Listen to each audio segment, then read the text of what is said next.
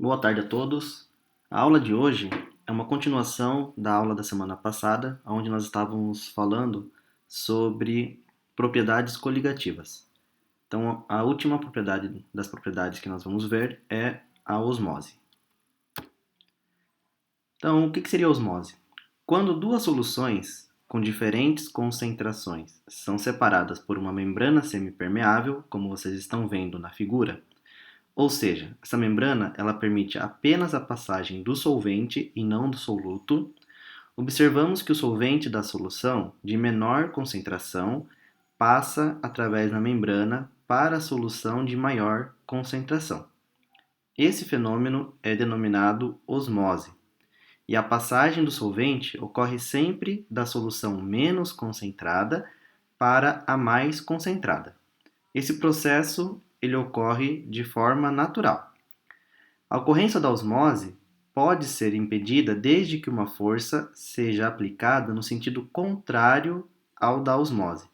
Esta força é chamada de pressão osmótica e deve ser igual à pressão natural da osmose para que esta não ocorra. Se a força aplicada for maior, então verificaremos que o volume da solução menos concentrada aumentará devido ao processo inverso da osmose, chamado de osmose reversa. Ou seja, o solvente passará da solução mais concentrada para a solução menos concentrada. Esse processo ele é utilizado, por exemplo, para obter água potável a partir de regiões onde a água doce ela é escassa, então a obtenção de água é feita a partir da água do mar, como vocês podem ver aí na figura. O sal ele não passa pela membrana, apenas a água. Então você teria água potável neste caso. Para se calcular a pressão osmótica, a gente usa essa fórmula, que ela parece a equação dos gases ideais, o PV-nRT. Nesta fórmula, a pressão osmótica ela é representada pela letra grega π, essa letrinha aqui, ó. Então, isso é pressão osmótica. O M, esse M, ela é a concentração em quantidade de matéria, certo? O R é a constante universal dos gases, né? Que ela tem um valor fixo de 0,082 atm, litro por Kelvin, vezes mol. O T é a temperatura. Essa temperatura ela deve ser dada sempre em Kelvin. E o I é o fator de correção de Van 't Hoff. Vou explicar para vocês o que é esse I. Só para a gente recordar, a equação geral dos gases é o PV igual nRT. Então, quando a gente passa o volume dividindo o número de mols, nós temos então P. Se eu dividir N por V, nós temos a concentração. Aí temos o R e o T. A diferença, então, dessa fórmula para a fórmula da pressão osmótica é o acréscimo do fator de Van 't Hoff I, e nós chamamos a pressão, ao invés de representar pela letra P, nós representamos pela letra π. Tá? Então, essa é a fórmula para se calcular a pressão osmótica. Vou explicar para vocês o que é o I e, na sequência, vou fazer alguns exercícios. Então, esse fator de correção de Van 't Hoff, que é representado pela letra I, para se encontrar, nós devemos usar esta fórmula. Então, o I ele é 1 mais alfa vezes Q menos 1. O que é o alfa? O alfa é o grau de ionização ou dissociação da substância em questão. Seja ela, por exemplo, um sal, ou se for um ácido, né? Nós temos o grau de ionização ou dissociação. No caso de compostos iônicos, nós estamos falando de dissociação, e compostos moleculares, nós estamos falando de ionização. Esse Q é o número de íons liberados no processo de ionização ou dissociação do composto. Então, por exemplo, vamos supor que eu tenha o sulfato de alumínio, que é o Al2SO4,3. Quando esse composto ele é colocado em água, ele é um sal, né? Sulfato de alumínio. Quando ele é colocado em água, ele vai gerar dois íons Al3+, e 3 íons sulfato SO4 2-. Se nós considerarmos o grau de dissociação desse sal 100%, como que ficaria o fator de Van 't Hoff para esse sal? Então ficaria 1 mais alfa. O alfa de 100% ele vale 1, tá? Então fica 1 mais alfa, que é 1, vezes Q.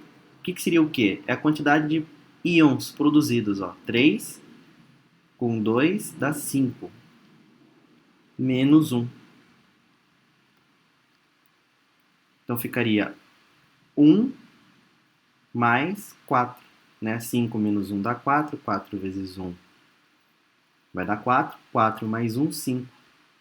Então, quando o sal ou o ácido, o composto que está dissolvido, né, o soluto, quando o alfa dele é de 100%, o I corresponde às quantidades de íons produzidos. O I só vai ser diferente da quantidade total de íons se o alfa for menor do que 100%.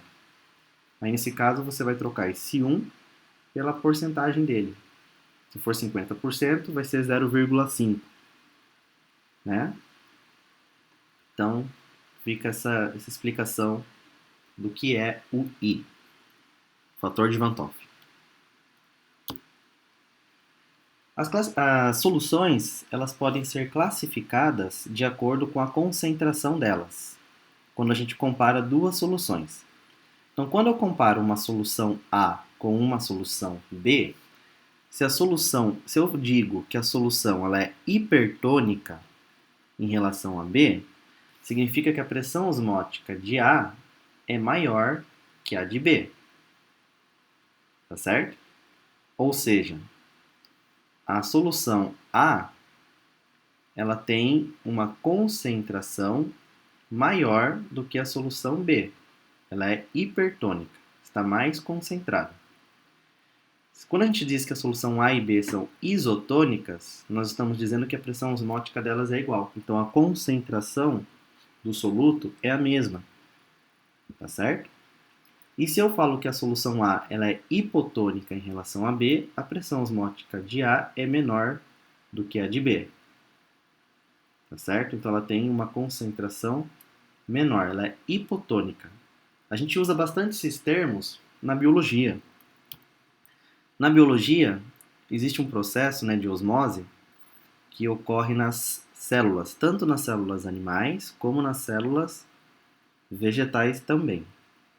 Então, quando a gente tem a gente coloca uma célula numa solução hipotônica, ou seja, ela é menos concentrada do que a célula, o solvente ele faz o processo de entrar na célula. Isso faz com que a célula fique inchada, como vocês podem ver na primeira figura. Ó. Então, a solução externa ela é hipotônica, então ela é menos concentrada. O líquido entra, né, para a célula e a célula fica inchada. Quando a gente fala que a solução é isotônica, ou seja, a concentração é igual, você pode colocar uma célula nessa solução que na mesma velocidade com que a água entra, ela sai. Tecnicamente falando, a célula não morrerá. Né? Quando a célula ela é colocada no meio hipotônico, ela pode explodir. Né? Se entrar bastante água, ela explode.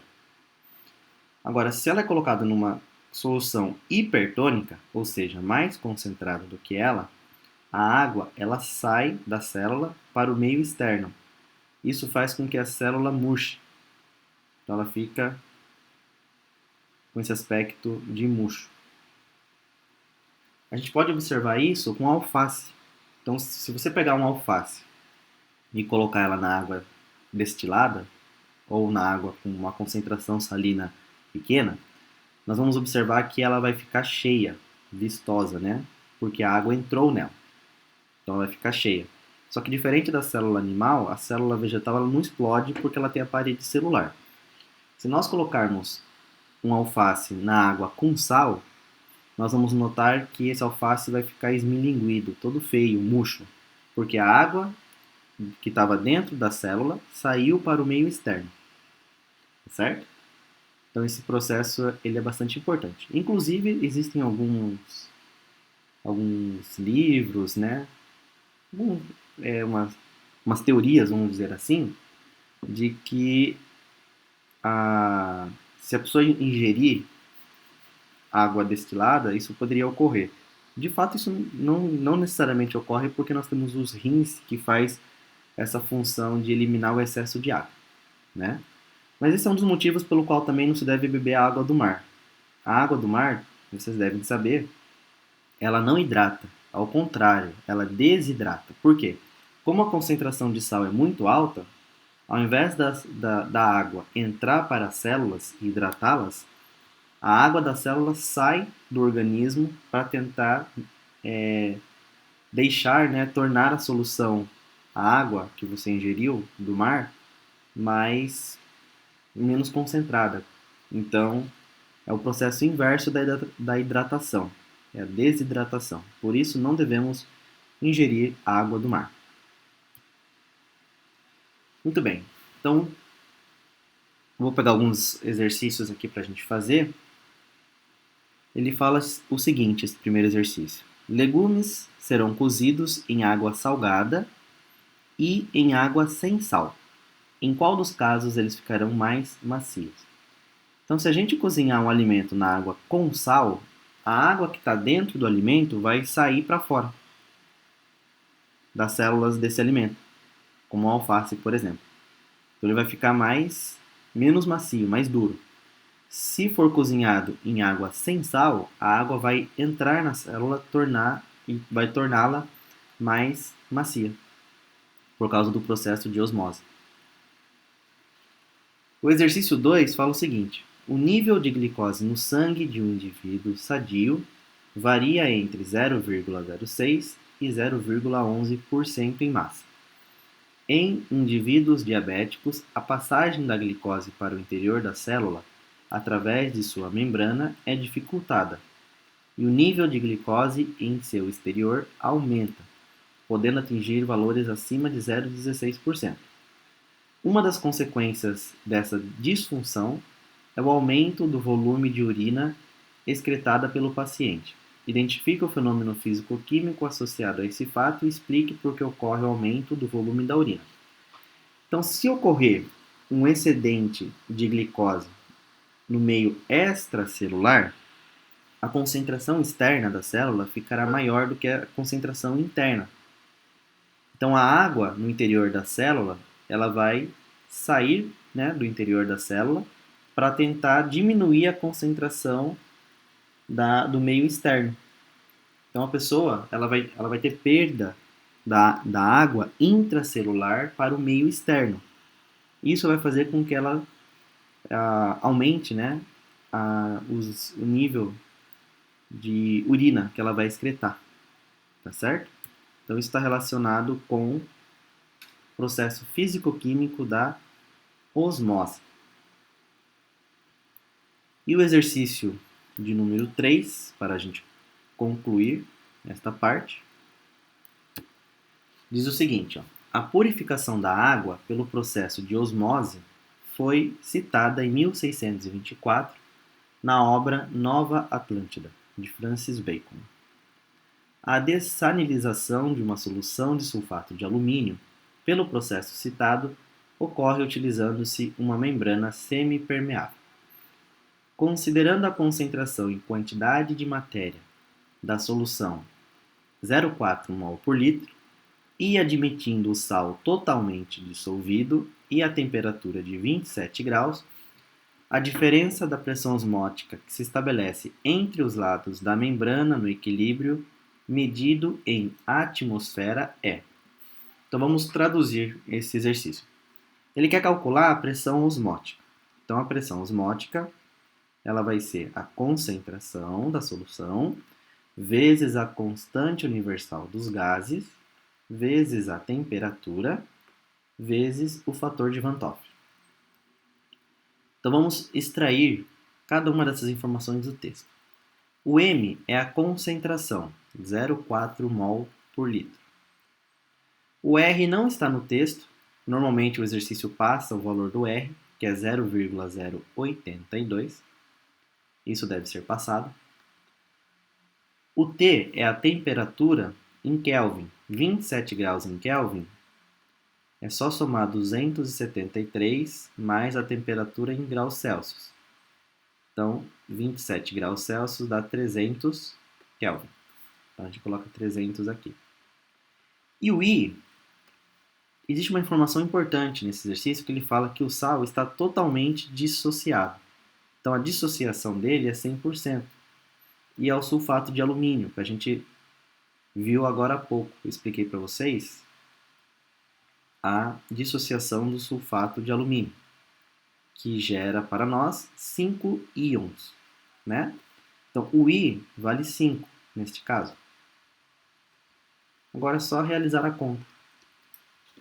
Então, nós vamos multiplicar tudo, né? Então, vai ficar 0,4 vezes 0,082 vezes 300 vezes 5. Dá 49,2. Então, a resposta para o exercício é a letra B, de bola. Tudo bem? 49,2. ATM. Ele pediu em atmosfera. Tudo bem?